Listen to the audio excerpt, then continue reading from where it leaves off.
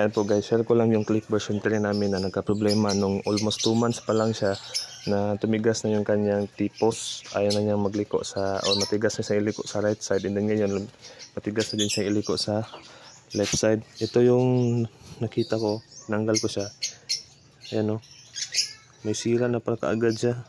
Bago pa lang to, almost mag 2 months pa lang kasi December 2024 to nabili ni Mrs.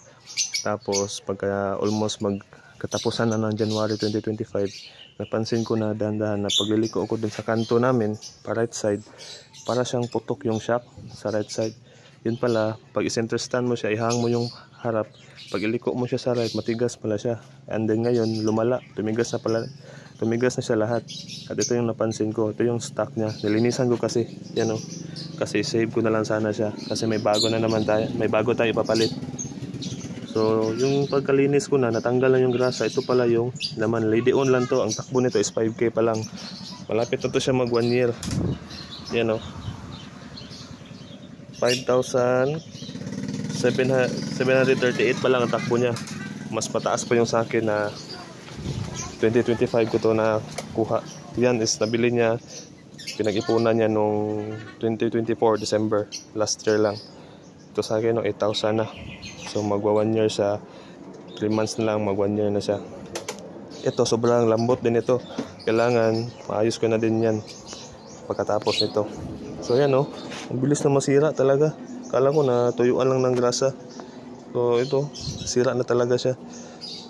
So ayan, Click version 3.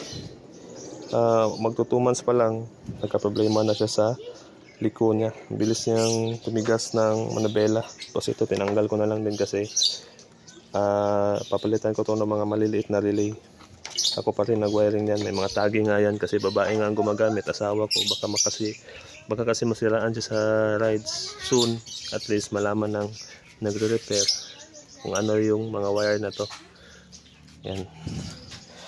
So goods, i-update ko lang kayo sa Lagitik issue na yan, kung ano yung ginawa natin. Kasi ang first video ko pa lang na na-upload is ano yun, tensioner pa lang. So meron tayong ginawang step na 3 step.